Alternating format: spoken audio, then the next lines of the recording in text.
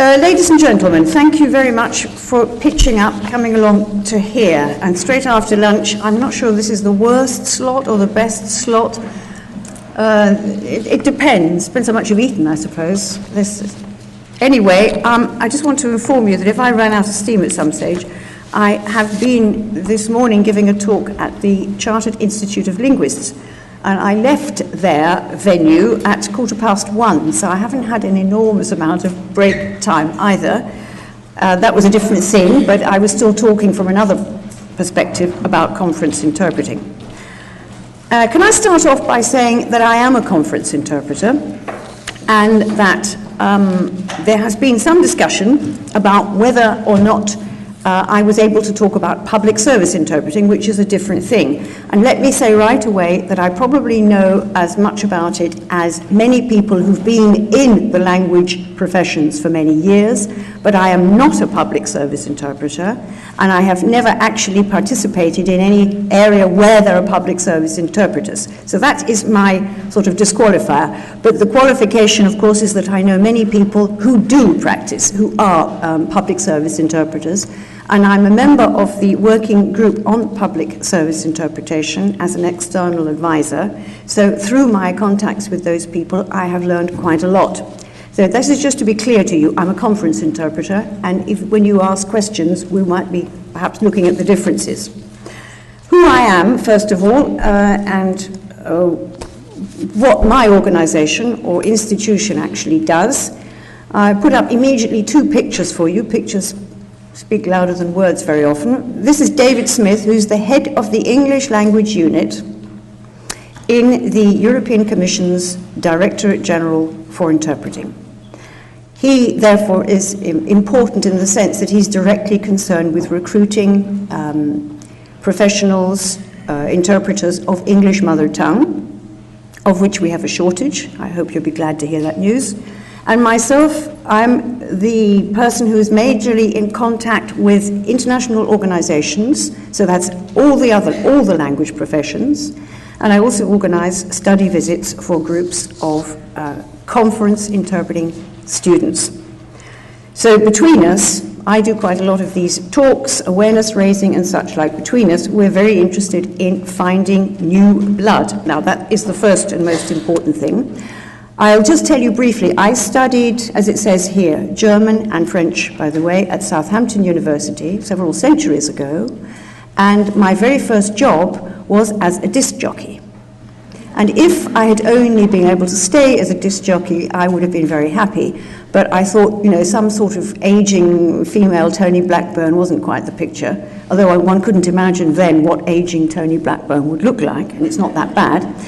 But I did this in the student club in Freiburg, in Breisgau, where I was living, and also on the radio there. And it was a very, very good start to the profession I now have.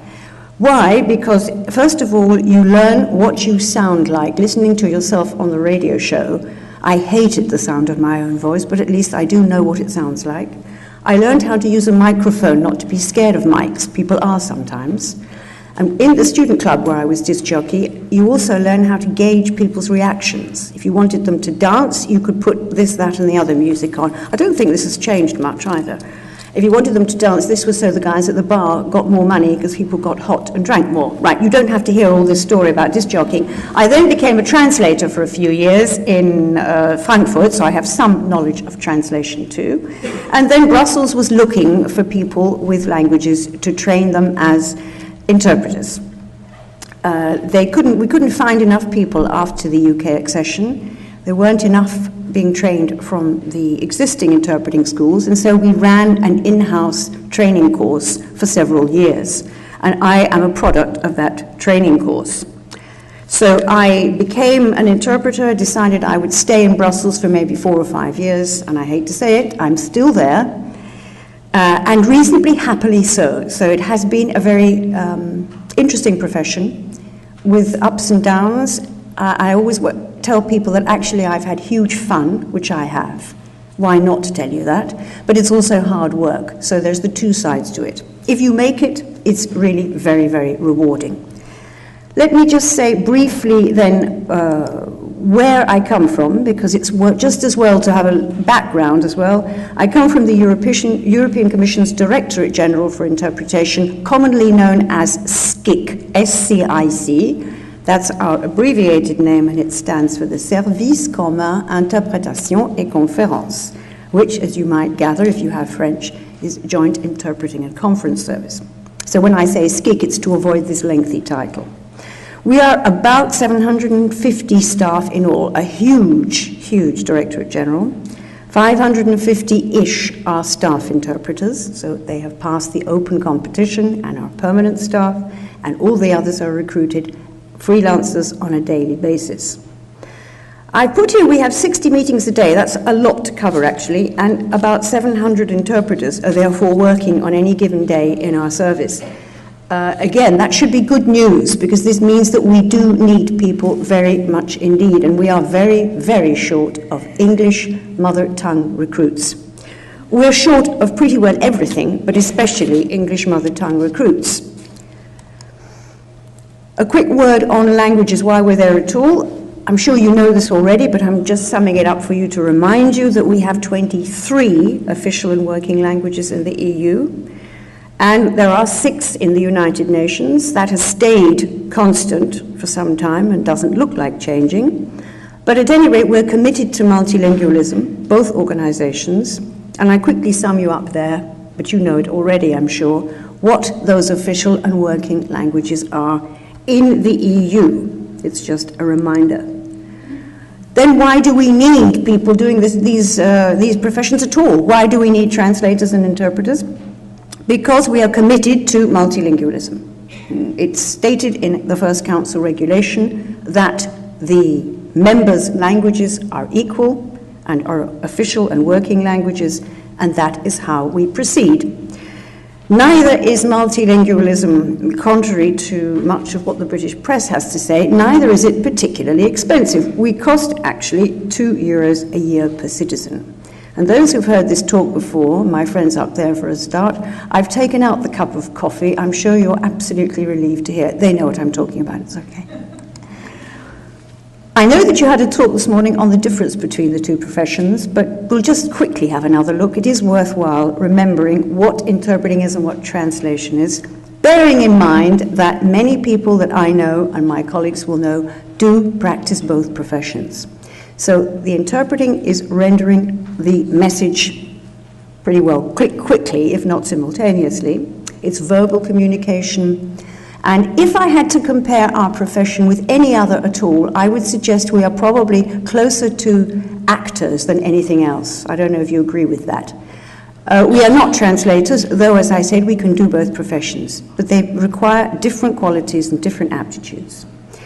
In the EU and in the UN, we are large enough that we make a separation. The translators are in one place and the interpreters in another. There isn't any sort of mixture. The IMF, for example, recruits interpreter translators, so there you would need a knowledge of both. But in the big markets like ours, we separate the professions. And on the private market, as I said, many do both. The freelance translators, this is just briefly to sum up how the freelance translators are recruited via an agency in the EU. You don't just send your CV. I've had lots of people asking me this question, how can I get in? You get in by joining a decent agency, which you will research yourself and work for.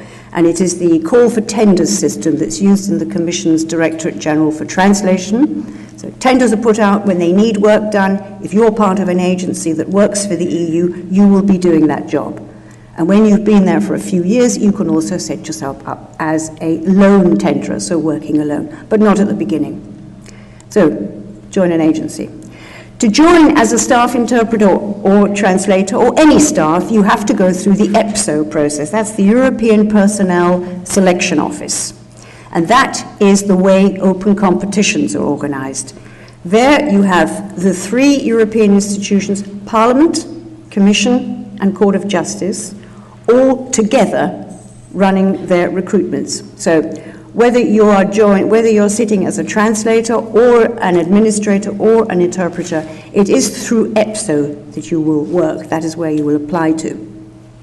Open competitions are run every so many years, depending on our needs. It is not an annual thing, and you have to look for when they're published. A lot of people have complained that the tests or the examination procedures were not good because they didn't give good translators and interpreters a chance to prove themselves, because you've got all these numeracy tests that precede the actual translation and interpretation. But this is all being overhauled. That's good news for you. Have a look at the EPSO website, and bear in mind that in future, for linguists, things will be much more adapted to our professions. So I'm glad to say things ought to get better. Now, I have to say a few words about public service interpreting because it's there and I was asked to do so.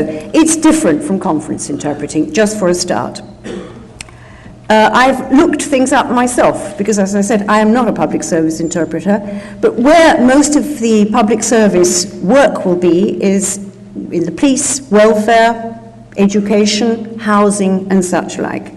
And interpreters in public service are called all sorts of different things. There doesn't seem to be a real agreement on what term. In this country, we say public service. In other places, they talk about legal interpreting, or court interpreting, or community.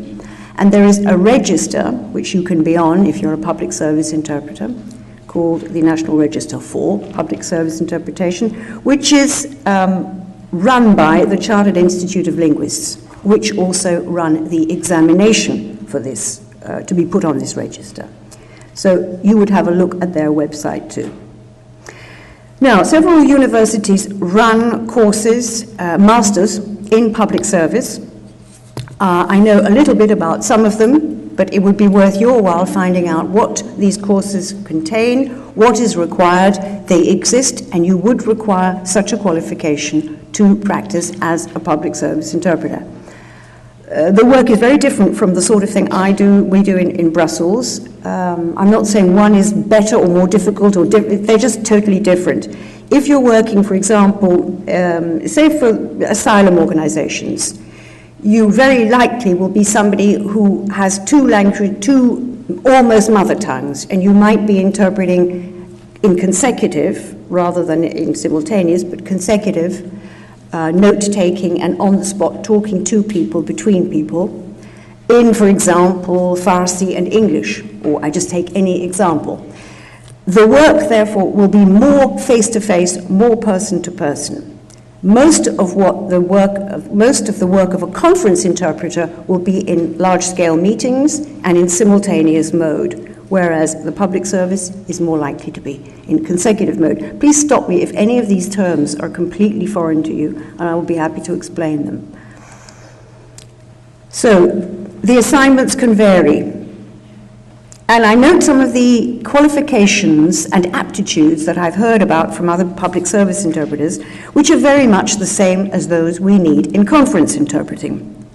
Tact, aptitude for communication, sensitivity, ability to listen. There are quite a number which would cover both just as well. You need to find out about the area you're working in. Now that's the same for us too. If I know that I'm interpreting for finance ministers tomorrow, I will read up a lot about finance.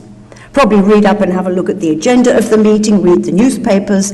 For all professions involving interpreting, you need to be able to read up, study, find out. You don't just go into a meeting hoping for the best.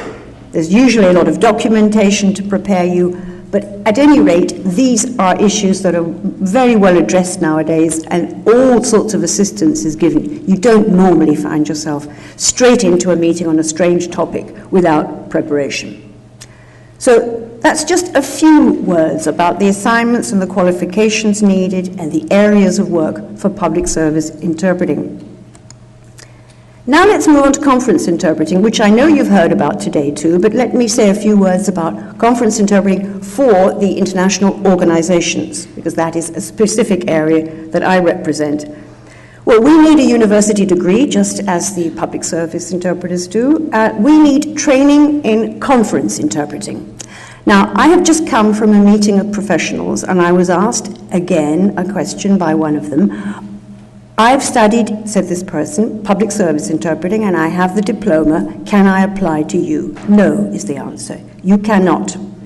You need to have studied and be qualified in conference interpreting in order to sit a test with the EU or with the United Nations. So I think that has to be made absolutely clear because it keeps coming back.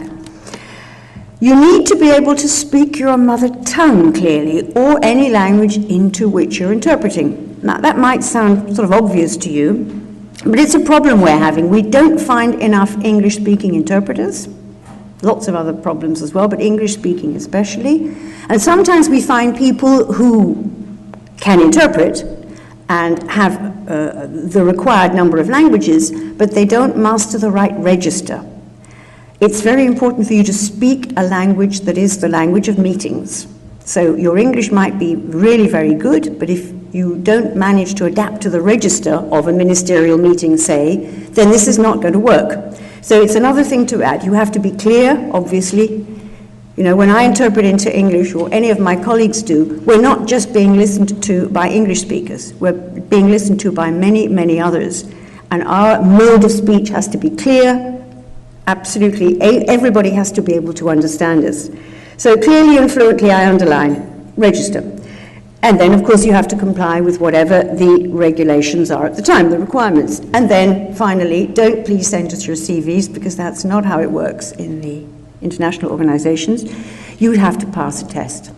So let's say you've qualified, you've come here, you've been to Westminster University, you've followed the course here, and you've passed it. The next stage will be applying to us for an accreditation test, and if you pass it, you are accredited to the European Parliament, the European Commission, and the Court of Justice.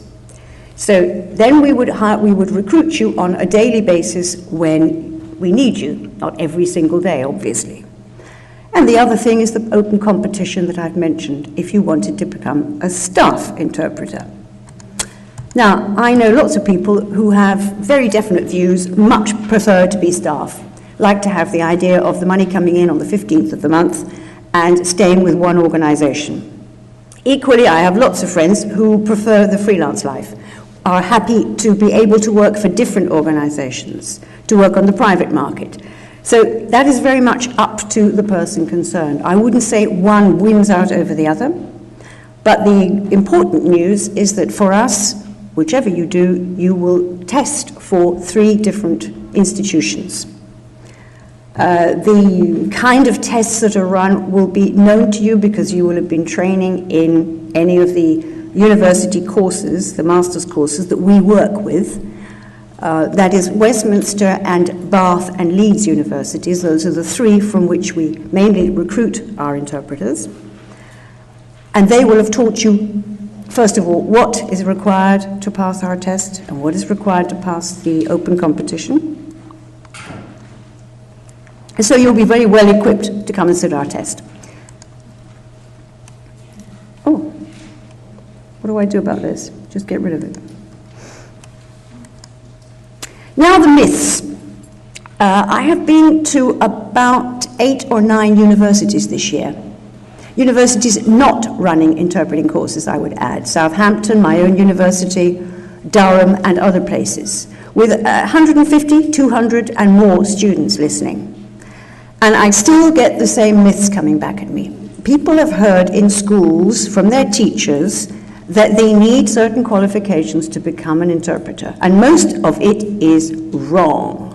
Let me say that very clearly. I hope that things will improve, but a lot of teachers in schools, I think, are not aware of what is required. For a start, you do not need to speak several languages fluently. That is what most students come and tell me they can do. And they ask me what I can do. I speak 1 fluently. I speak English. I hope you find this fluent because this is my language into which I work.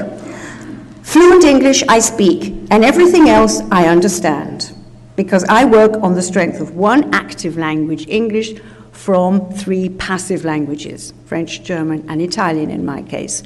And that is more or less the rule. Now, of course, with lots of exceptions, and I'll mention some of them. But whatever it is you're interpreting into, that is what you speak fluently. And no one cares whether you're Italian, you're Russian, or anything else, or your Lithuanian is very fluid, because you won't be using it. You'll only be listening to it. You don't have to know 5 languages. I have a colleague in Brussels who had to fight battles all through school and university, listening to her teachers saying, you'll never get to do that job, forget that profession, you haven't got 5 languages and you're not a genius. Now, those of us in the profession know that that is a lot of rubbish. We do not need 5. For the case of Brussels, what we really would like at the moment, if you happen to be English mother tongue, but you don't have to be, I'm mentioning that because I happen to be in an English-speaking country here, plus 2 languages. If one of them could be German, we would like that very much, because that is our biggest shortage. Show of hands, how many people have English mother tongue and no German? Oh, that's interesting. And another language, is that the same show of hands? Yeah, it looks about the same. Good. This is a very good start. If you have English mother tongue and you know Russian, I'm thinking of my United Nations friends here. What about that? Oh dear, a little bit thinner on this ground, but very good. They're very, very short of Russian. Mother tongue French with Russian, even more difficult. These are the language combinations that are currently most in need. Now, of course, we also have a shortage of interpreters working into Lithuanian from, say, English and another language, also Estonian, also Maltese, and do I go on? I can stand here and name all of them. We have a shortage for everything. So we are supporting all the courses that are run in the member states and elsewhere, which are training interpreters for us in all these languages. I was in Vilnius week before last on a panel for their final and intermediate exams. So testing for the university exams, not for Brussels. 4 days of very tough stuff. Some of these people are very good, many of them are good, and there will be a smallish proportion who will be able to test with us and pass and come and work for us. But we send our people to those universities to help train up to our level. We need English mother tongue, you've heard that, you've got that message now, I sincerely hope, but we will never ever drop our standards. The quality is always got to be met. If we are short of English to the extent of saying to people, sorry, we're cancelling the meeting because we've no English interpreters, we will do it. We are doing it every single week. We do not hire people recruit people, unless they're up to our level. Another myth, I hope my colleagues there will be happy with this, the myth is that absolutely anybody who happens to know languages in a university can also train interpreters. No, they can't. And if you want to follow a course for interpreting, you will have to find out whether that course is run by and taught by conference interpreters as well. You cannot teach it unless you can do it. Now, some are better than others at teaching. Some of us have a pedagogical qualification, not everybody, but this is essential. And if it's the excellent literature teacher, German literature, who's teaching interpreting, it's not going to work. I won't go into why it doesn't. You must be able to do the job to teach it. The chronology, reasonably important. There are exceptions to this rule, but this is more or less the chronology of an interpreting course, starting with memory, concentration, moving on to a note-taking technique, consecutive note-taking technique. That's what, the public service interpreters use most of the time. And then finally, you move on to simultaneous interpreting. That's the way it works. In most successful courses, it works like that. Now I've got some funny pictures for you, because you might be falling asleep. Terrible shortage of, no, they don't look too happy about it, I must admit, but we need high-level interpreters because all sorts of meetings are taking place all the time where interpreters are required. As you may have noticed, there have been a lot of meetings recently where you know that interpreters are going to be needed. These are just a few examples. These are the documented main shortages after sending out a survey to our friends and members elsewhere. Though this is what we came up with. English mother tongue, top of the list. Secondly, Arabic in conjunction with other languages, English mainly or French. Also passive Russian, passive German, Chinese as well. But those are the things that international organizations say they are mainly lacking. The other thing we're doing to try to get more recruits and to encourage people is precisely what I'm doing right here and have been doing in all these other universities, attending careers events. I personally think this is a very good thing to do because you can talk to people and answer questions, and you're really showing everybody for them to see that you do the job, you know what it's like, and you come from that area.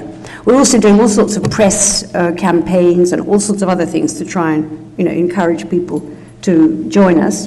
But careers events, which only run, as far as I know, in UK and Ireland, are a very good way to do it. And then some good news, Roots into Languages. Now, of course, I have to pay tribute here to Roots into Languages. Excellent initiative. It is certainly putting some money, finally, into language tuition, language training, language careers, and we're very glad to see that.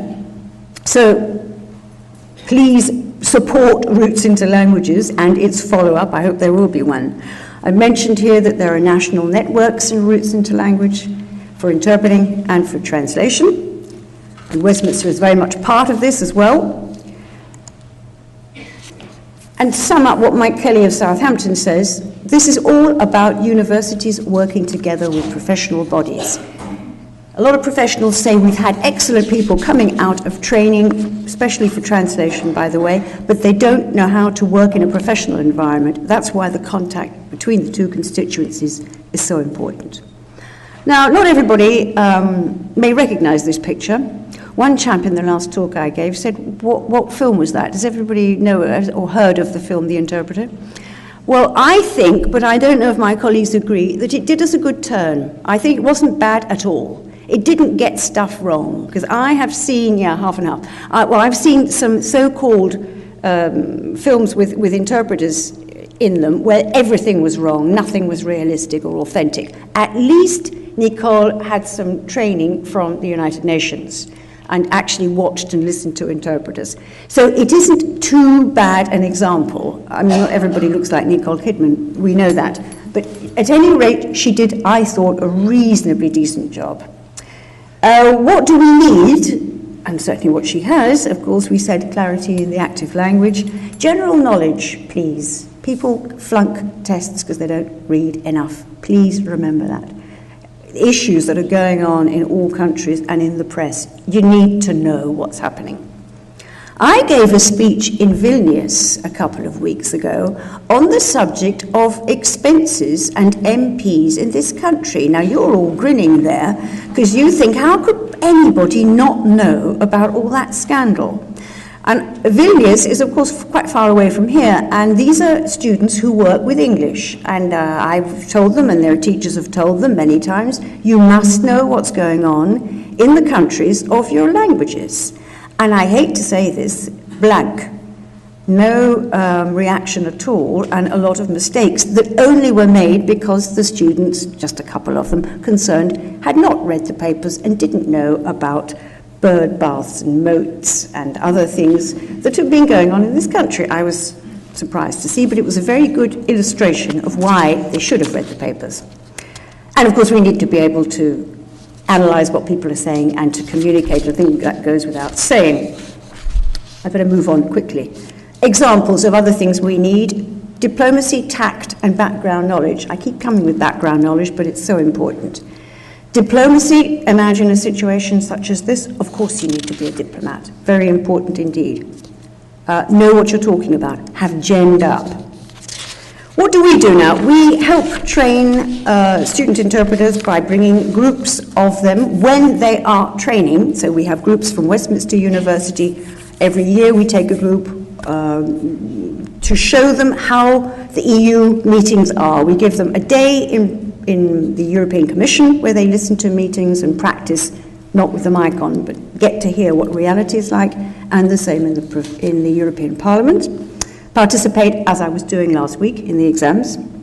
Go and teach in all the universities. We sent a lot of people to give assistance in teaching, and offer bursaries. 160 maximum bursaries per year are offered to students if they apply and if they fulfill the criteria, those whose languages we most need. We work together with other organizations a lot. YAMLABT, you don't have to worry about that awful acronym, but it is an international annual meeting which brings together the heads of conference and language services. We're all going to meet up for our annual bash in Tunis, which might be quite nice this year at the end of June. Hard work to prepare for it, but we will have our meeting at the African Development Bank, about 130 of us, and that's everybody doing a bit of brainstorming on what's needed, where we can cooperate, and how we're going to attract people to the professions. And this is one bit of it. Of course, I'm sorry, you have to look at this because I set it up. It's the university's contact group, where we bring together colleagues from international organizations and from universities, precisely to bridge the gap between the two. Have a look at the website if you're interested, because that is not password protected, www.yamlabtp, you try and pronounce it, .org. It's myself and Svetlana who are the co-chairs. And this is a quick run-through of an interpreter's week. Finance ministers, press conference, standby duty, off to London for a day, back to Brussels, into a language course, and then a meeting of informal ministers in Prague. Now, it doesn't always look like that, but that is not far away from reality. And here are the pictures. This is probably the more public service interpreting, the famous Gorbachev interpreter. Mr. Sarkozy, who features on almost everything you look up nowadays on the internet with Gordon Brown. Wonder how long that slide is going to be relevant. And Mr. Reagan and Mr. Gorbachev meeting with two interpreters behind them. Up a mountain in a cable car where I found myself on my first ever mission. The Olympics with Boris. Number 10 with Mr. Major. And one of the nicer missions I had, Montego Bay. We do get to go to a slaughterhouse in Ireland, I remember too. That was one of my first, so that offsets the Montego Bay. We travel. We travel an awful lot. Mr. Sarkozy with his interpreter whispering to him, and there will be one behind Mr. Putin. Yeah, this is history. And the pros and cons. Communication, teamwork, traveling, lots of subjects. On the other side, too much variety. Perhaps uncreative. I said it's the actor. We do not make up the lines. We have to enact, and we have to communicate somebody else's ideas. That's true. And if a good speaker is there and we're interpreting a good speaker speaking his or her mother tongue, that's great.